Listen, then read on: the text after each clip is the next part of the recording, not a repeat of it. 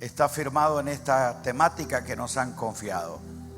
Para las notas, creo que en la pantalla ha aparecido el correo para que tú lo anotes, donde vas a recibir todo el material de lo que trabajamos durante estos días. Algunas cosas que no hemos podido abarcar, pero queremos que tengas esto como un punto de referencia y también de preparación a todo lo que se ha de hacer.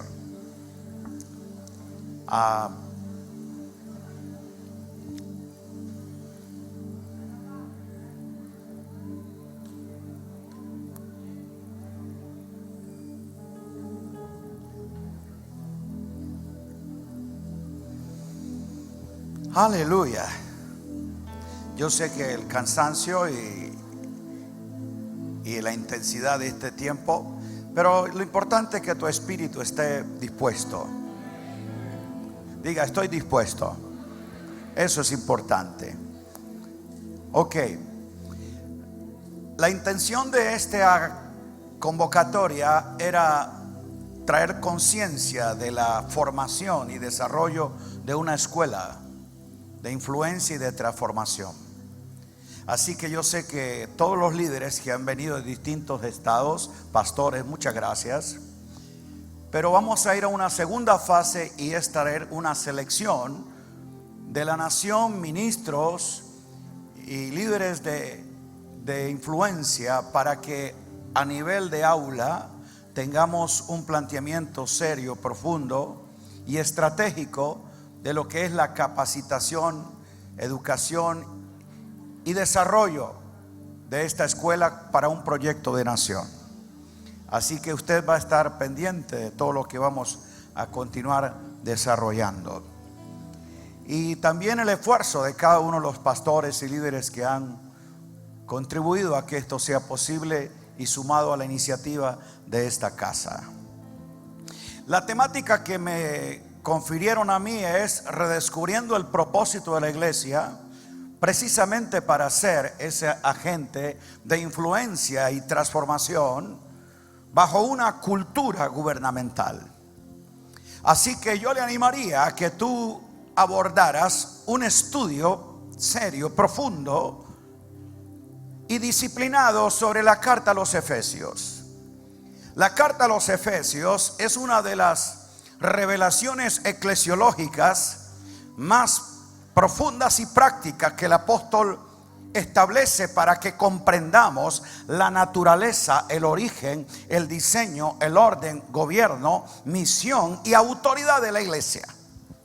Así que cuando tú ves la carta a los Efesios, puede tener por lo menos en una sola epístola un marco práctico de lo que es nuestra eclesiología. ¿Cómo podemos nosotros operar en ello? Y Pablo se vale de muchas figuras. Por eso en Efesios 1 habla de la iglesia como un cuerpo que contiene la plenitud de aquel que lo llena todo en todo, y por medio de él ejercer autoridad, poniendo bajo los pies de la iglesia todo principado, a fin de que Cristo sea el todo y en todo. Diga, el cuerpo de Cristo. Entonces, una de las revelaciones que yo tengo que entender de la iglesia es como un cuerpo. Lo segundo que él habla es que somos una casa, un templo, una morada. También lo declara allí en el capítulo 2 de Efesios. Lo tercero, Efesios 3:10, le estoy dando los textos, donde habla de que Dios ha establecido ahora que sea por medio de la iglesia que se dé a conocer, se manifieste y se proclame a todo sistema creado, a todas las líneas de autoridad en el mundo cósmico y en el mundo presente, anunciar la multiforme sabiduría de Dios conforme al propósito eterno que hizo en Cristo Jesús. Luego en Efesios 3:21 dice que la iglesia es el instrumento por el cual Cristo es glorificado.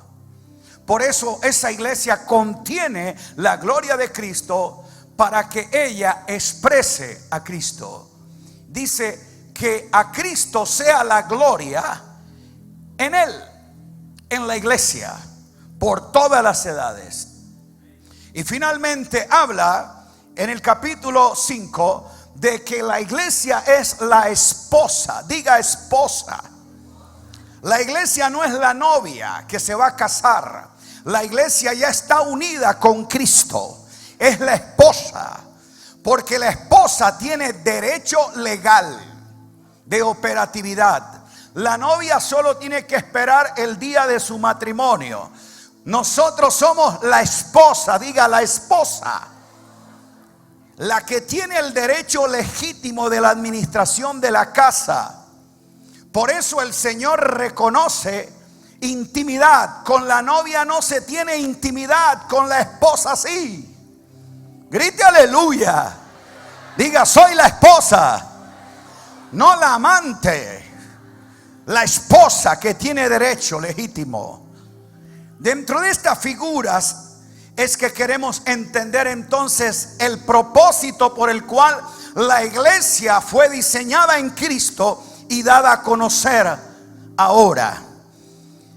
Somos entonces el ente representativo legal que porta la gloria de Cristo, la vida de Cristo, la naturaleza de Cristo y la legalidad y autoridad de Cristo para hacer que todo sea llenado de Él y Cristo sea el todo y en todo. Aleluya.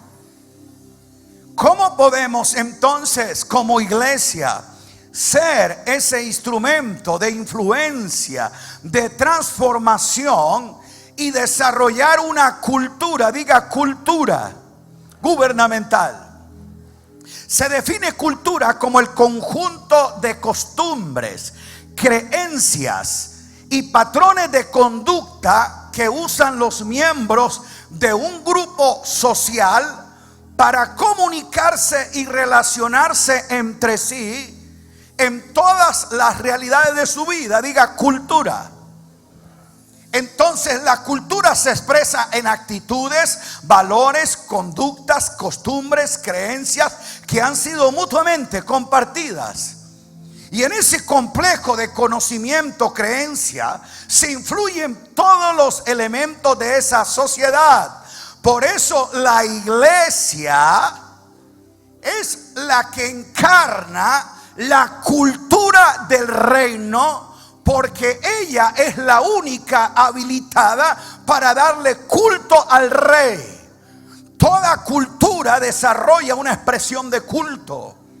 Entonces la iglesia en Cristo, en ese lugar celestial y en el reino de su amado Hijo, es que aprende, conoce los valores, el protocolo, las leyes y los principios de la cultura del reino que ella ha sido establecida para expresar y extender.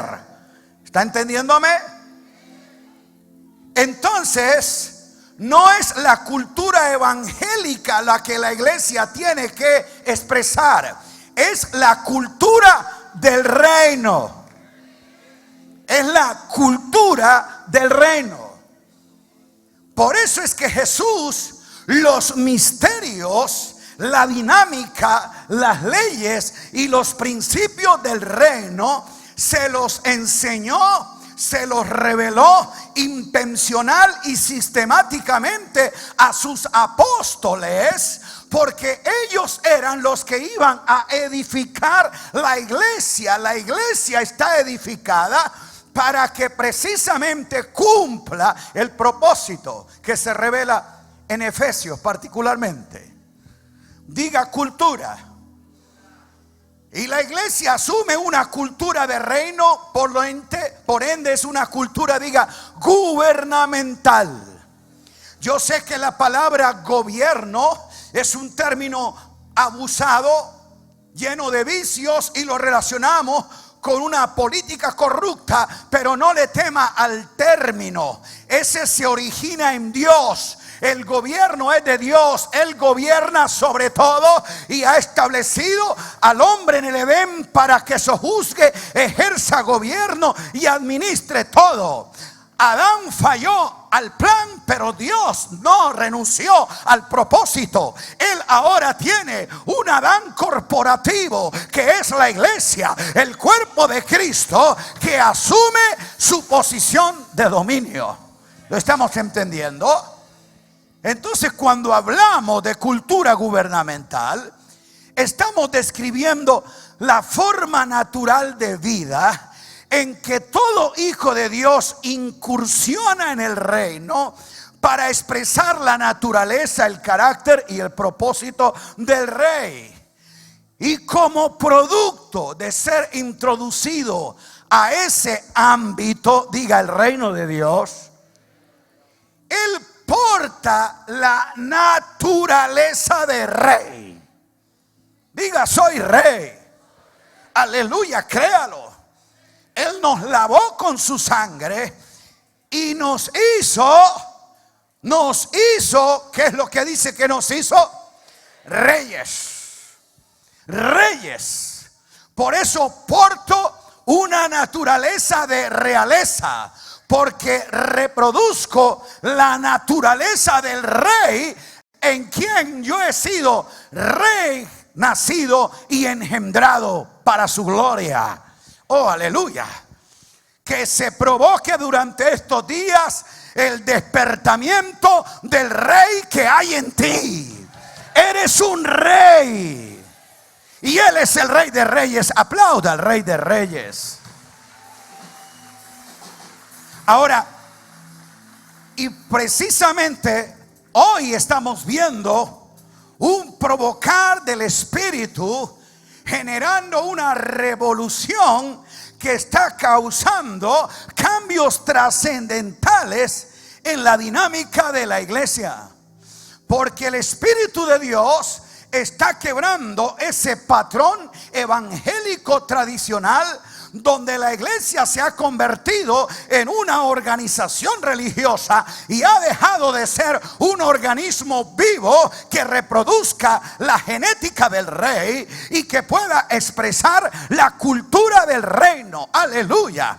Esta es una transición poderosa en el paradigma operativo de la iglesia, porque ella está cambiando de una cultura de culto a una cultura de reino, de una mentalidad arónica a una mentalidad de Melquisedec, rey de justicia. Diga, Melquisedec. Oh, aleluya, que el Espíritu Santo libere a ese Melquisedec que está dentro de mí, un rey de justicia, y que anule ese Aarón que he alimentado con un patrón que correspondió a otro pacto. Yo soy ministro competente del nuevo pacto según el orden de Melquisedec. Aplauda al Cristo de gloria. Estamos viendo el surgimiento de una generación de hombres y mujeres comprometidos a vivir en la grandeza de su salvación, entendiendo que la salvación no es el final de su vida, sino el comienzo de la vida. Que la salvación es el trámite inicial para adquirir la vida y naturaleza del Rey y operar en el reino eterno para el propósito eterno por el cual Dios nos creó y ahora nos ha salvado. Aleluya. De gente entendida, diga entendida. El Espíritu Santo está recobrando una mentalidad educativa en la iglesia.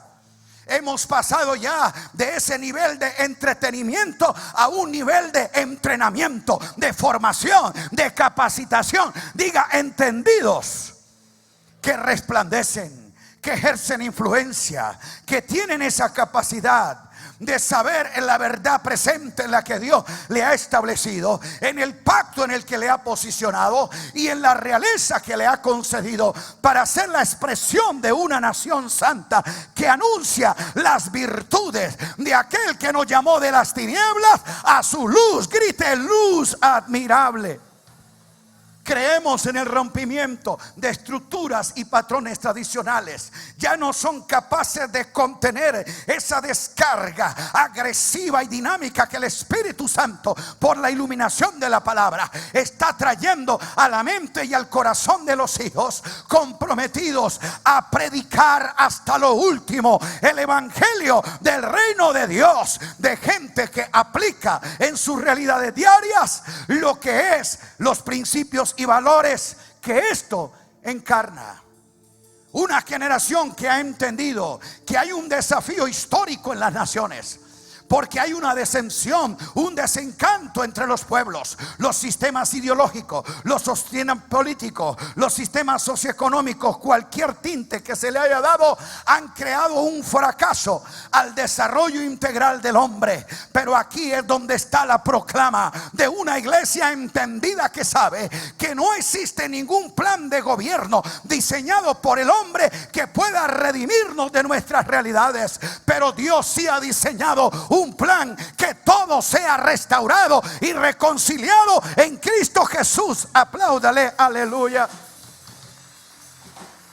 Ese desencanto que las naciones tienen le lleva precisamente a que busquen como tabla de salvación y solución a sus crisis existenciales en los cultos esotéricos, en las filosofías orientales, en las religiones místicas. ¿Por qué? Porque el hombre sabe que hay una dimensión espiritual que Dios sopló en su vida para desarrollarlo todo.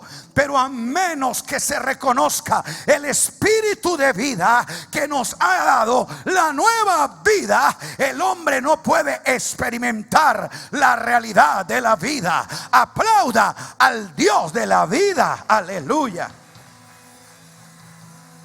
Aquí es donde la iglesia entonces tiene que capitalizar y canalizar esa situación coyuntural para levantarse como pregonera de justicia, como mensajera de esperanza, de que todavía para este mundo irredento hay un plan diseñado por Dios desde antes de los siglos, pero ha sido manifestado en la dispensación de los tiempos. Vivimos un tiempo maravilloso, y aquí es donde necesitamos comprender que si la iglesia no interpreta su realidad histórica, los esquemas religiosos que hemos perpetuado y que son irrelevantes para crear realmente un cambio sustancial en el pensamiento y en la cultura de nuestro entorno, no hemos de ver propiamente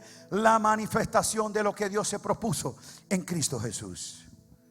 En consecuencia, nos corresponde a nosotros ahora, en esta estación que estamos, examinar, evaluar y revisar con seriedad nuestra gestión.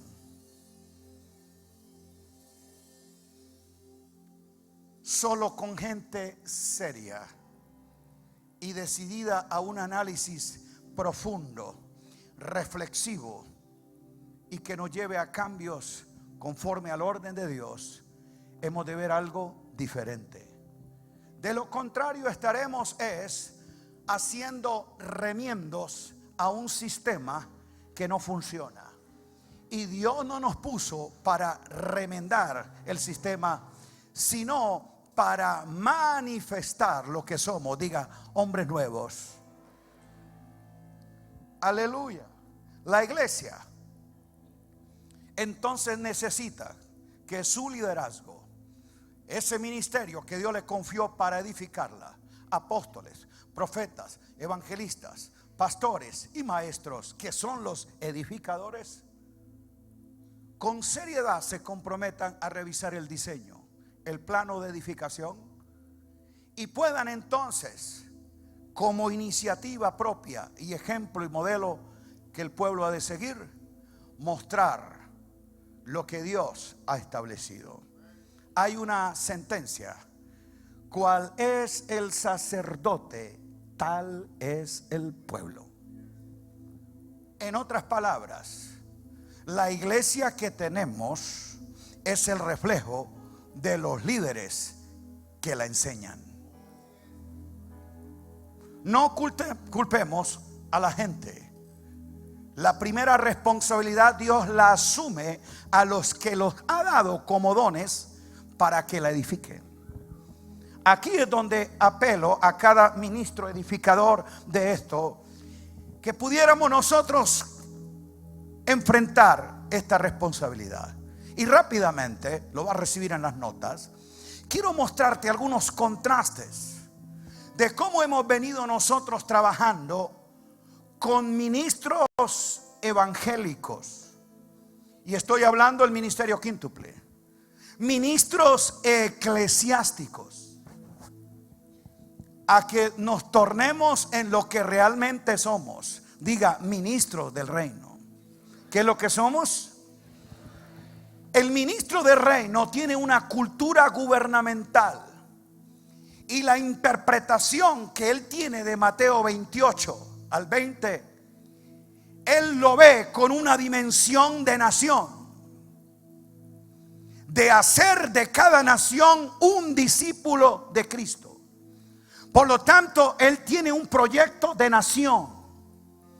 Él sabe cabalmente que la tarea del Señor es ir a todas las naciones y hacer de ellas discípulos del reino.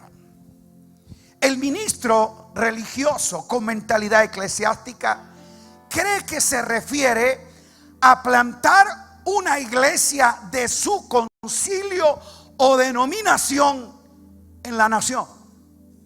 Por eso él dice, tenemos que enviar un misionero a tal país porque allí no hay obra del Señor. Y allí hay una cantidad de congregaciones trabajando. Pero él no va a ir a sumar, a edificar a ese cuerpo, sino que quiere ir a plantar una iglesia de su denominación, porque según él no hay obra del Señor. Porque la obra del Señor es la que ellos hacen. Lo que estos están haciendo, ¿qué obra es? ¿Lo está entendiendo?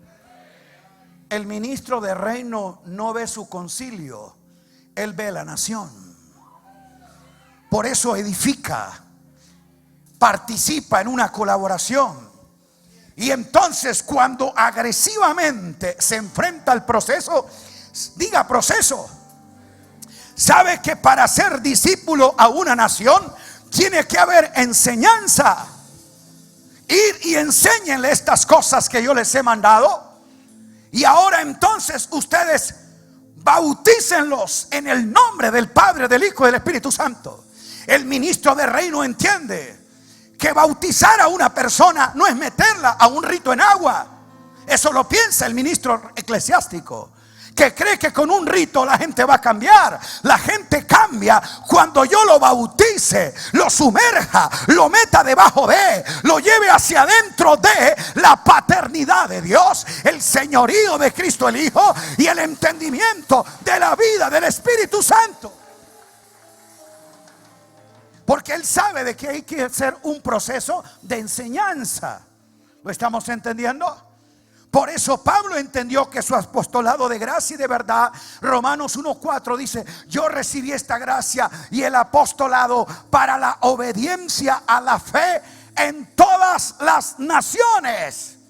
Pablo entendía de que la nación puede venir a la obediencia de la fe cuando puede tener gente sumergida bajo la paternidad de Dios, llena del conocimiento del señorío del Hijo y plena del Espíritu Santo. Y mostró el ejemplo con los 12 de Éfeso.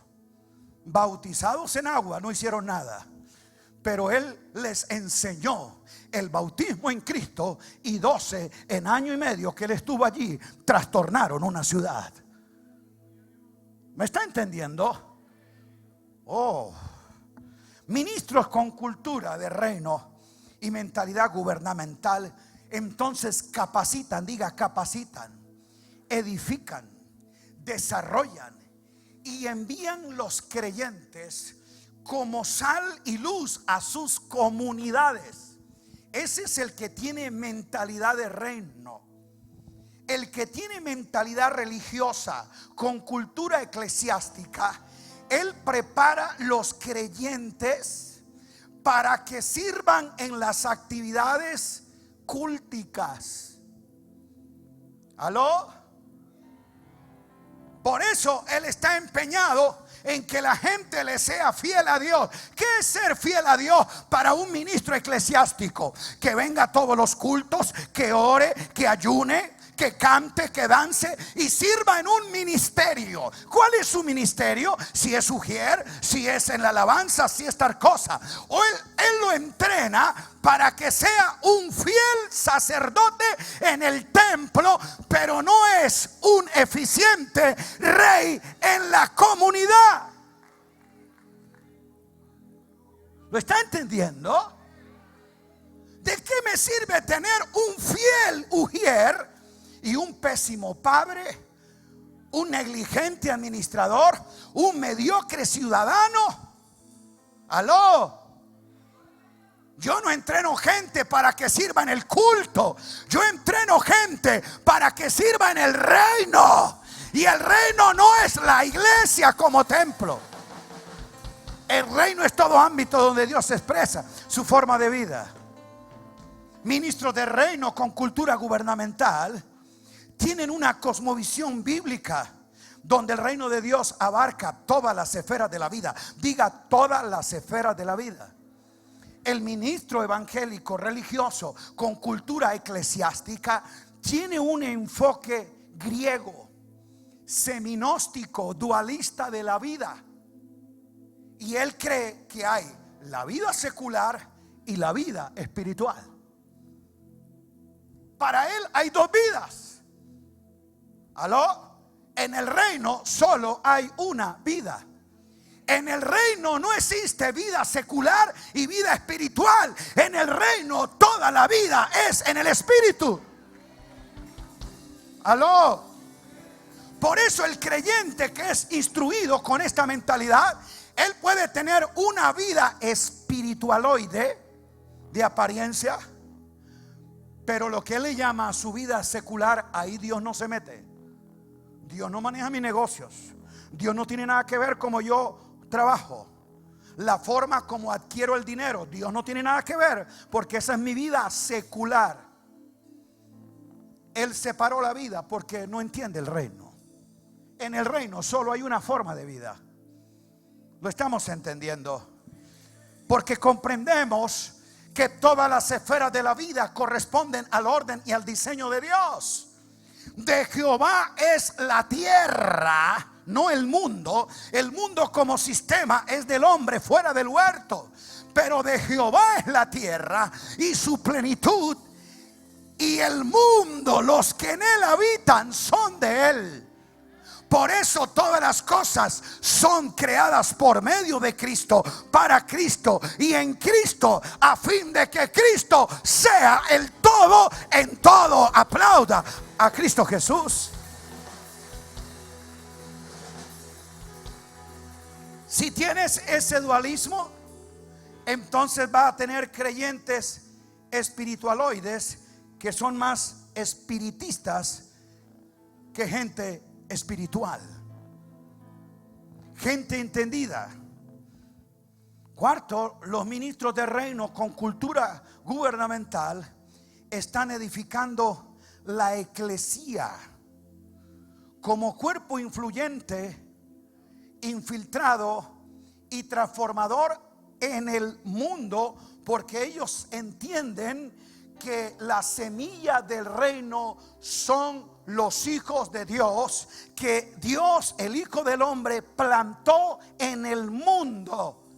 Y que allí donde Dios te planta, dentro de ti portas una genética que ha de influenciar el entorno donde Él te sembró. Lo que está dentro de ti es más poderoso que lo que ocurre fuera de ti. Tú puedes estar como Daniel en Babilonia, cargado de idolatría y de corrupción, y ser un agente de influencia y transformación. Como José en Egipto, estar allí para hacer bendición a una una nación diga: soy semilla del reino. Donde Dios me plante, la bendición se manifiesta.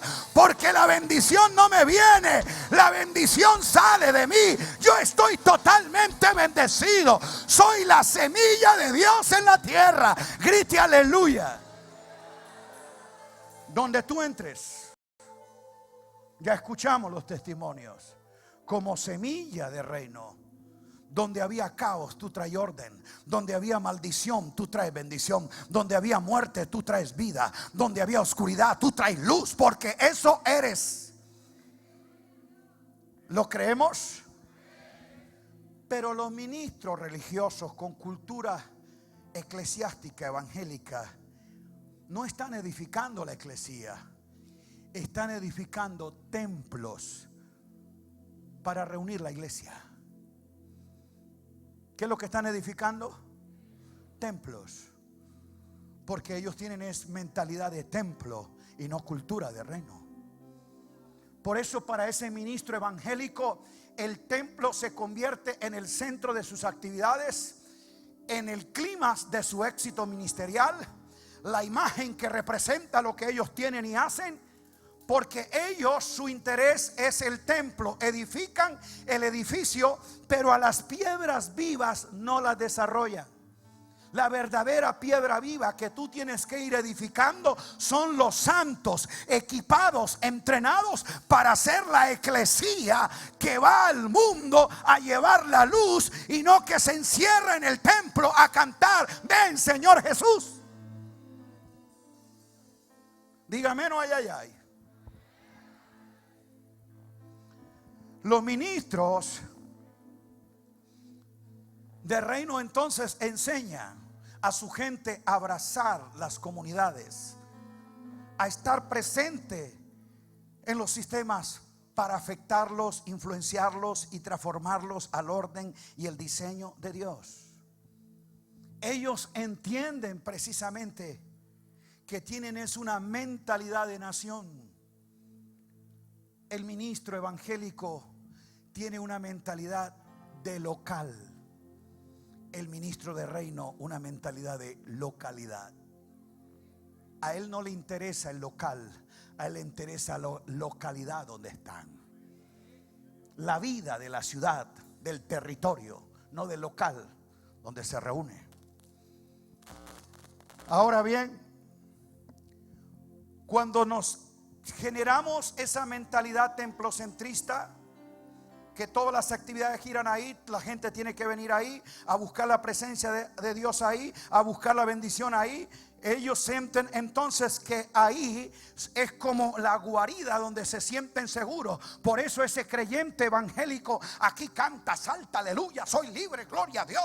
Y aquí hace decretos y ruge como un león diciendo: esta nación es para Cristo. Pero mañana cuando va al sistema, se intimida lo que pasa, lo que hacen los babalaos, lo que está ocurriendo con los brujos, lo que pasa en la corrupción a su alrededor, la inmoralidad de su ambiente de trabajo. Y viene como un gatito maullando: pastor, ore por mí, el diablo me está robando la bendición. Porque el lugar donde él se siente seguro no es su posición en Cristo, en el reino, sino el cargo que tiene en la iglesia, dentro del templo. Wow. Entonces, cuando yo tengo esa mentalidad de culto y no de cultura, por eso mis intereses están dentro del templo. Y de hecho, ¿cuál es nuestra pregunta? Recuerde, el contenido de mis preguntas define mis prioridades, mis intereses y mis valores. Que es lo que preguntamos los ministros evangélicos cuando llamamos: ¿y cómo estuvo el culto? ¿Fueron los hermanos? ¿Estuvo bien la ofrenda? ¿Cómo estuvo el culto? El ministro de reino se pregunta: ¿y cómo está la ciudad?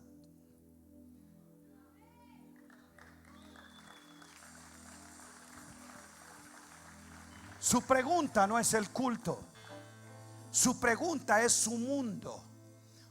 porque Dios fue allí donde lo plantó como semilla de reino. Leímos Mateo 13. La semilla de reino son los hijos que Cristo plantó. ¿Sembró dónde? ¿En la iglesia? No, lo sembró en el mundo, para que como semilla, aleluya, empezara su crecimiento. Hoy no se nota, pero créame, la semilla que el Hijo del Hombre ha plantado porta la vida, naturaleza y genética que se ha reproducir. Y aunque de manera imperceptible tú no veas su desarrollo, hoy es semilla, pero luego será árbol frondoso. Está como la levadura, lentamente permeando. Hoy nos parece que el mal lo ha rodeado todo, pero el fin de estas cosas no será el triunfo del mal ni la obra del enemigo llenando las naciones. La tierra será llena del conocimiento de la gloria de Dios a través de la manifestación gloriosa de los hijos de Dios. Diga: estoy plantado en mi mundo. Por eso es que necesitamos comprender la cultura del reino, porque nos hemos sumergido y formado en la subcultura evangélica.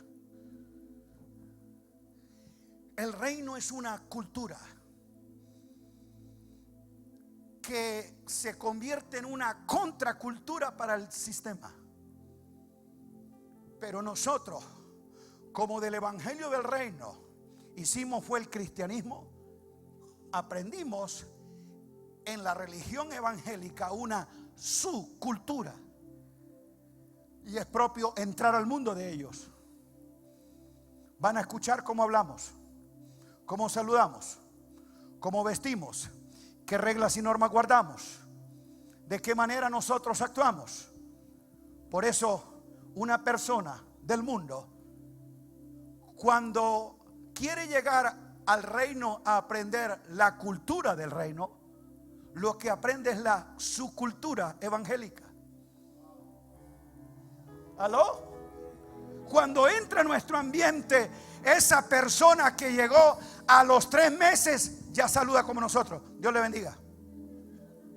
¿O no? Y nosotros Dios le bendiga es un cliché, porque ni entendemos qué es eso. ¿Aló? Usted lo ve que ya canta y ora de la misma forma: diablo, te reprendo, te vas de mi casa, en demonio inmundo te ato. A él se le habló mentalidad de demonio. Él no entiende mentalidad de dominio. Usted ve que antes vestía normal, ahora entró a esa subcultura evangélica: pelo largo, desaliñado, falda larga, lengua larga, todo largo. Su cultura evangélica. Y los que hemos estado en ella sabemos de qué estamos hablando. ¿Aló? Y a eso le llamamos reino de Dios. No confunda la religión cristiana con el reino de Cristo. Este tiene su cultura, su naturaleza de vida, y está diseñada no por los patrones y reglas de un concilio, sino por aquel que se las enseñó a ellos durante 40 días, explicándole acerca del reino de Dios. Y le dijo: esto, extiéndanlo hasta lo último de la tierra. ¿Aló? Pero como algunos de nosotros somos como estos que todavía traemos en nuestro paradigma judaizante algunas cosas, en vez de seguir enseñándoles el evangelio del reino de Dios, fueron hablando varones israelitas, varones judíos, habiendo cretenses, partos, medos, elamitas, árabes y gente de todas las naciones. Ellos creyeron que ese evangelio del reino era restaurar a Israel y predicarle a los judíos. Y por eso a esos gentiles los mandaron circuncidarse y guardar la ley, y no comer de sangre, y no aquello, no lo otro, animales impuros. Ley. Le establecieron reglas judaicas, trasplantaron la cultura judaizante a los que se convertían al evangelio les enseñaron una subcultura. Oh, gracias a Dios que tuvo a bien llamar a un hombre que estaba dispuesto para comprender el reino y dijo: yo voy a anunciar el evangelio que recibí por revelación, no por tradición. Ahora yo voy a predicar a Cristo, aleluya, y todo lo voy a llenar del evangelio del reino de Cristo. Pablo dijo: en Cristo y en este reino no hay judío ni gentil, ni circuncisión ni incircuncisión, ni hombre ni mujer. Aquí hay es un cuerpo, una nación. Cristo es el todo en ellos. Grite aleluya. Por eso un ministro del reino con una cultura gubernamental predica del evangelio de Cristo, pero no se centra en Cristo el Salvador. Él habla de Cristo el Rey y Señor. El Cristo Salvador le conviene a todo en necesidad, porque quiere que Dios le salve de su problema, de su sanidad, de su crisis, de su angustia. Pero señorío y reinado no lo quiere en su vida. Él quiere es un Cristo que le dé el pan, que le resuelva su necesidad temporal, pero que no lo conecte a un propósito eterno donde se le demanda vivir bajo su señorío. Eso era bautizar en su nombre, someterlo, llevarlo debajo de, que esté metido hacia adentro de el nombre, que significaba identidad, autoridad, dominio y posesión. Eso era lo que Pablo enseñaba de Jesucristo y del reino de Dios, como Rey y Señor de todas las naciones. El ministro eclesiástico predica que Cristo es la cabeza de la iglesia, solo es la cabeza de la iglesia. Por eso presenta a un Cristo para la iglesia, pero no para las naciones. ¿Aló? Cristo es cabeza de la iglesia, pero Él es el Rey de todo. Él gobierna en la iglesia, en las naciones, en el mundo, en la creación, en el cielo, en la tierra y debajo de la tierra. Diga: Cristo es el Rey. Y eso demanda sometimiento. Por eso nosotros necesitamos hacer una proclamación del evangelio del reino, donde efectivamente creemos en la salvación, el perdón de los pecados, la obra de la sangre hecha por Cristo perfecta en la cruz. Pero entendemos que Él tiene una redención cósmica, salvar al mundo, y se refiere a la creación y a la criatura. Diga: salvarlo todo.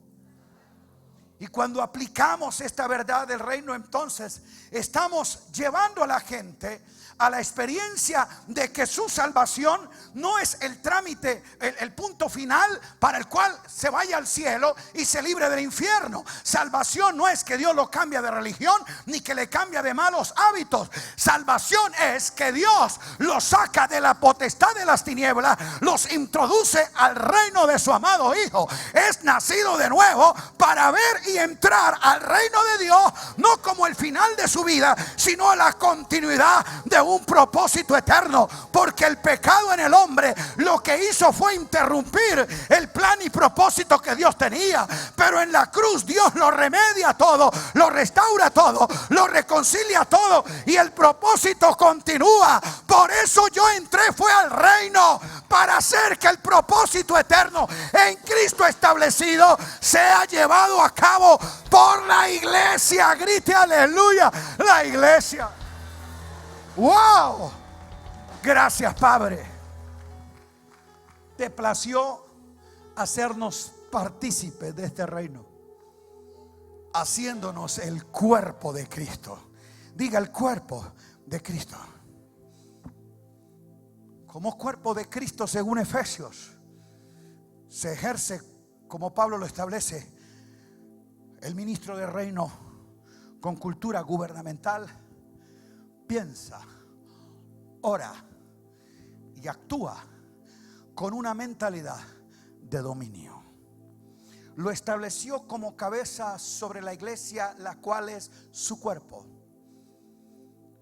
Y todo lo puso debajo de sus pies. Principado, potestad, lo que se nombra en este siglo, en el venidero, todo lo puso bajo el dominio de la cabeza. Pero ahora ejerce su autoridad a través del cuerpo. ¿Dónde lo puso todo? ¿Debajo de qué? No dice que lo va a poner. Efesios dice que lo puso. ¿Debajo de qué? De sus pies. Le pregunto, ¿dónde quedan los pies? ¿En la cabeza o en el cuerpo? ¿O alguien tiene los pies en la cabeza? Levanten la mano. Ahora bien, lo puso debajo de sus pies. ¿Dónde quedan los pies? ¿Y quién es el cuerpo de Cristo y él como cabeza? Lo puso, no lo va a poner, lo puso. Por eso la iglesia, desde esa posición que se le ha dado, es que piensa, obra y actúa con una mentalidad de dominio.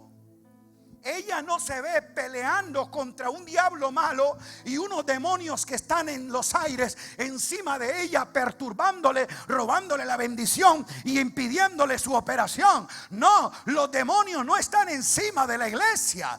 Ellos son el príncipe de la potestad del aire, pero tú eres el rey del reino de la luz.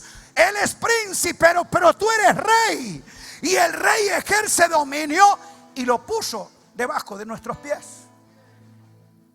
Pero como yo no entiendo, porque he aprendido por ministros religiosos que tienen mentalidad de demonio, que están haciendo guerra espiritual con algo en los aires, un ser indefinido que no sé cómo se llama, y le atribuyo nombre a todo. ¿Aló? Porque no entiendo cuál es mi posición en Cristo y cuál es la posición del diablo después de la cruz. Una cosa era el demonio y el diablo antes de la cruz, y otra cosa es la posición del diablo y la mía después de la cruz, cuando el Padre lo resucitó, lo exaltó y lo dio como cabeza y lo puso. Aló.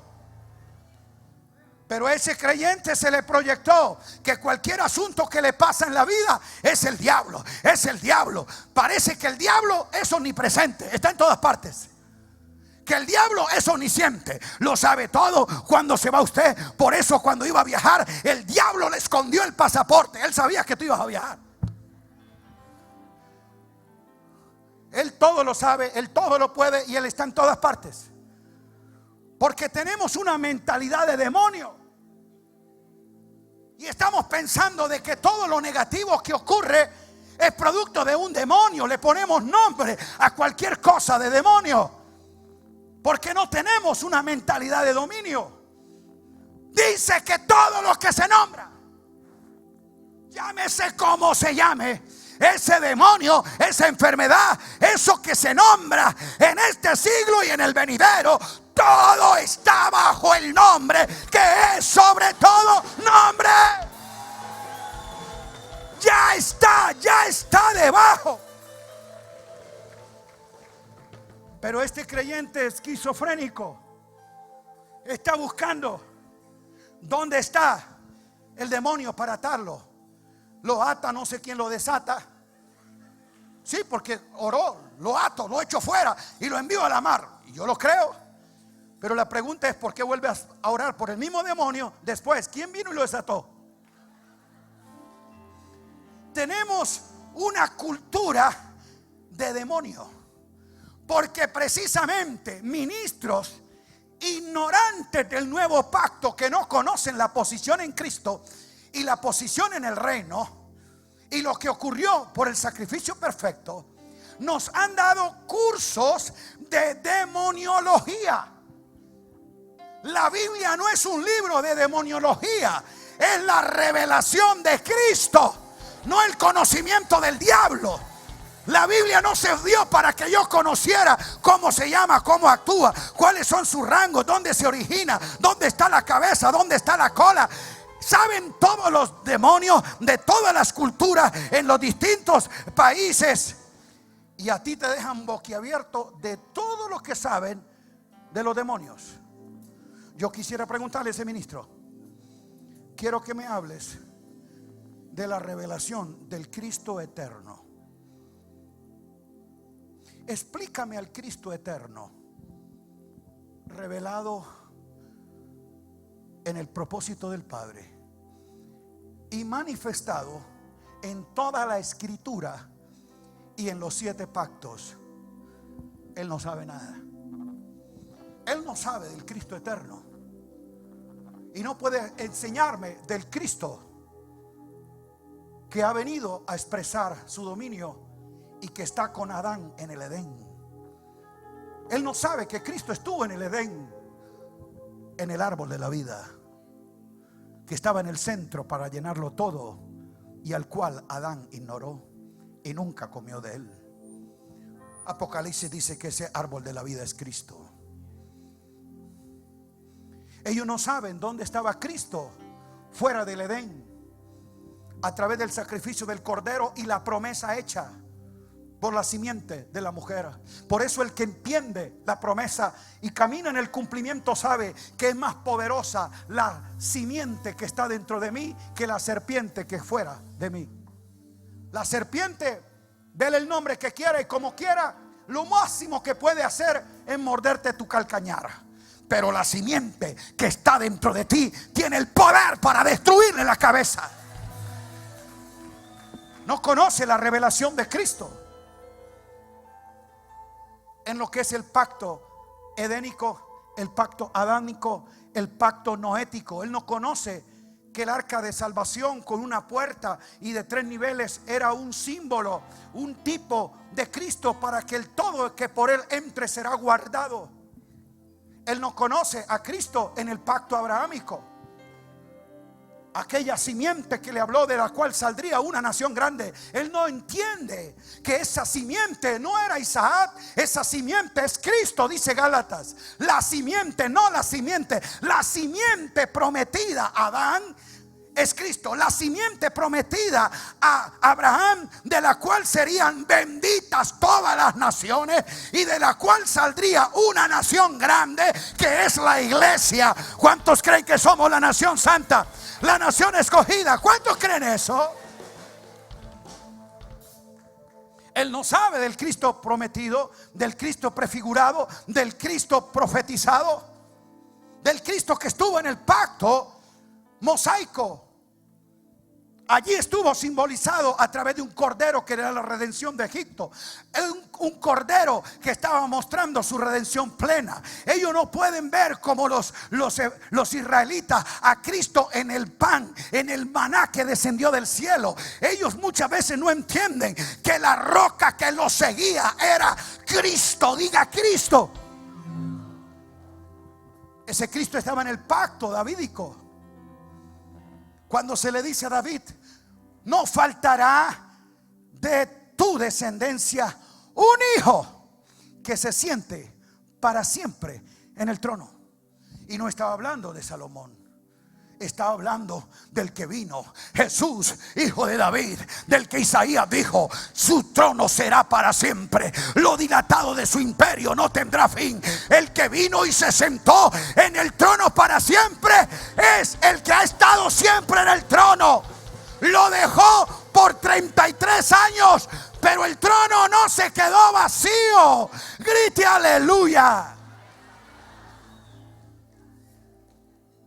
Él no sabe explicar del Cristo prefigurado, del Cristo preencarnado, del Cristo encarnado, Jesús de Nazaret. Porque la gente no sabe la diferencia mucho de qué es Jesús de Nazaret y el Cristo eterno. Pero sí te puede diferenciar cómo se llama el demonio en África y cómo se llama en Venezuela. O sea, es un experto en demonología, pero un ignorante en cristología. No sabe lo que es la diferencia entre el Jesús, el Cristo encarnado, el Cristo crucificado, el Cristo resucitado, el Cristo exaltado, ascendido, y el Cristo impartido, que termina siendo el único, diga, el Cristo reinante, el que siempre ha sido y siempre será Rey de reyes, porque su reino ha sido siempre. Aleluya. Entonces, con esa mentalidad, ese creyente ora, porque eso es lo que escucha, eso es lo que sabe. Por eso a ese creyente tú le dices: vamos a orar con autoridad en el nombre de Cristo. Por 5 minutos, por favor, vamos a orar con poder y autoridad. No me mencione diablo, no reprenda ningún espíritu. Él se queda trabado y no sabe qué orar. Porque si tú lo escuchas orando, 90% de la oración es reprendiendo, atando y declarando y mandando fuera al diablo y encarcelando lo que sea. No hemos aprendido a orar. Necesitamos dar un curso de oración apostólica de Rey, ¿no? Y para eso le animo a que lea todas las oraciones que están en las cartas apostólicas. Sí, hágalo. Efesios 1, 15 al 22. Efesios 3, 14 al 21. Filipenses 1, 9 al 11. Colosenses 9 al 14. Hebreos 13, 20 al 22. Primera de Pedro 1, 3 al 8. Segunda de Pedro capítulo 1, verso 5 en adelante. Judas 24 y 25. Tesalonicenses 3, 9 al 10. Lea todas estas oraciones que Pablo y los apóstoles hicieron y tú vas a encontrar una novedad y sorpresa para ti. En ninguna se menciona al diablo. En ninguna se ata ningún espíritu. En ninguna se echa fuera una potestad. En ninguna se reprende ningún demonio. Yo le pregunto, ¿sería que Pedro, Judas y particularmente Pablo no sabían orar? ¿O creo que alguien nos ha enseñado a orar mal?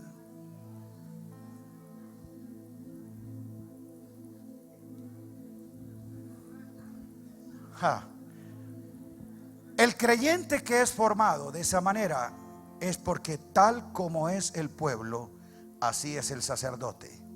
Le aseguro que cuando yo voy a escuchar al ministro que lo edifica, va a haber en su sermón siempre una referencia al diablo, al demonio. Porque a esos predicadores tú le quitas al diablo y los demonios de la Biblia y los dejó sin mensaje. Ellos no saben de qué predicar, ni contra quién predicar. La Biblia es la revelación de Jesucristo. Y para que tú lo sepas, la Biblia no es para enseñarte ni a cantar, ni a predicar, sino a gobernar. Léalo. Segunda de Timoteo dice: toda la escritura. ¿Cuántas? Diga toda. Toda la escritura es inspirada por Dios y es útil para enseñar, para redarguir, para corregir, para instruir en justicia, a fin de que el hombre y la mujer de Dios sea enteramente preparado, capaz, idóneo, efectivo, maduro, competente, diestro para toda buena obra. ¿Para qué es toda la escritura? Para instruirme con un principio gubernamental, instruirme en justicia. Por eso yo debo dejar de ser niño para, como dice Hebreo, ser instruido, entendido y experto en la palabra de justicia. Pero aquí el líder evangélico eclesiástico me dijo que la Biblia era la palabra de Dios que yo tenía que leer para aprender cómo orar, cómo cantar, cómo reprender al diablo. Y que si está enfermo, alguno está supersticiosamente, ábrala en el Salmo 91, ora por él. Póngala en la casa en el Salmo 23 para que venga bendición. Hicimos del libro un fetiche y de la palabra una cábala. Por eso se convirtió en un recetario para nuestras crisis. Cuando me convertí me la dieron y me dijeron ahí en esa página: si estás triste, lees Salmo 23. Cuando te sientas solo, Salmo 37. Si tus padres no te aman y te dejan, Salmo 37, 25. Cuando te sientas débil, Filipenses 4:13. Cuando te sientas desanimado, Primera de Pedro 5:10. Cuando te sientas. O sea, yo voy a guiarme por lo que siento, no por lo que creo. ¿Para qué la Biblia? Me la dieron que era un recetario para mi crisis existencial. Cuando me sienta. Pero Pablo me dice que es un libro gubernamental. Para cuando sepas, para cuando entiendas, para cuando creas, vas a ser instruido, entendido, enseñado para ser un hombre maduro en toda buena obra. La mentalidad con que leas la escritura entonces define la interpretación que tengas de su verdad. Si eres un sacerdote que está entrenado para el culto y abres la Biblia, ¿qué es lo que quieres encontrar? Sermones, bosquejos de predicación, alabanzas, cantos, oraciones, ritos, ceremonias. ¿Por qué eres sacerdote? Y cree que la Biblia es tu manual de religión.